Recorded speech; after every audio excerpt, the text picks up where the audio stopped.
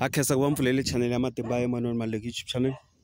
Kombela mi subscribe ku channel kota ku kula ku fana na ti-channel letin'wana. Lava ku vulavula hi mhaka ya ku va vanhu va tlhaveriwa or va thosiwa kumbe ku tiyisiwa hi mafurha or ngati ya swifuwo swo karhi or swiharhi swo karhi. Mi nge ni khumba leyi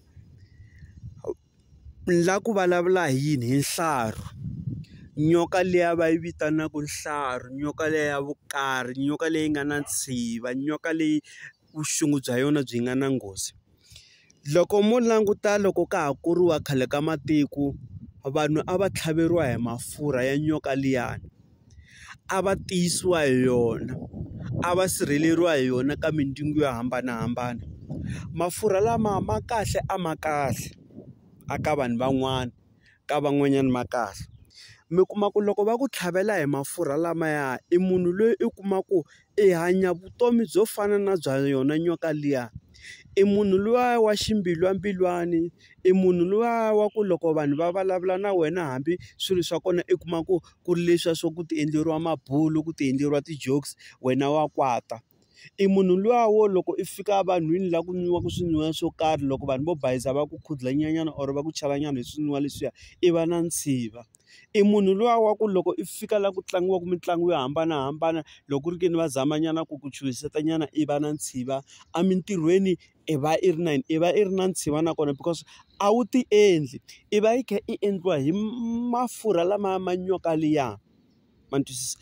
Loko se vutomi byi kha byi famba byi ya emahlweni, i kuma ku loko se i kurile i hlangana na mavabyi yo karhi, i nga ha koti no famba, i nga ha koti no pfuka. Vanhu lavaya mi kuma ku endla yini, wa bola, sorry ku vula marito lamawani, wa bola a tlhela a va na risema ro karhi.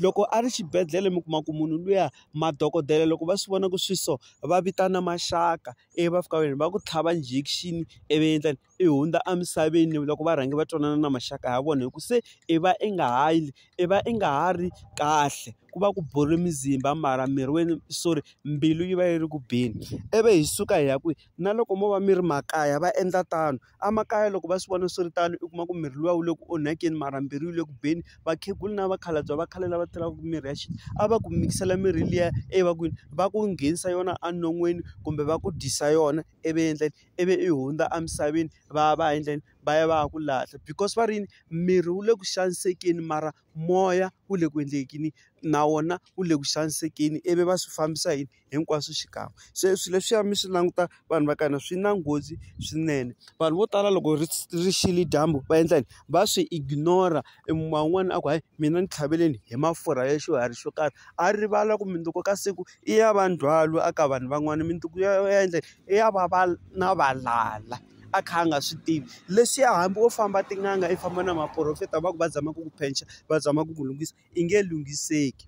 Se mafurha ma nyoka ya nhlaru ma na nghozi. Vanhu va ka hina mi ti vonela n'wina mi thusaka vana hi mafurha lamaya, mi swi langutisa swinene mi swi xiyaxiya. Na loko mi ya ka tin'anga ta xintu mi fika mi va vutisa hi swilo leswi ni nga mi byela swona, swilo leswi va ta mi byela hi swona. Na khensa, danke.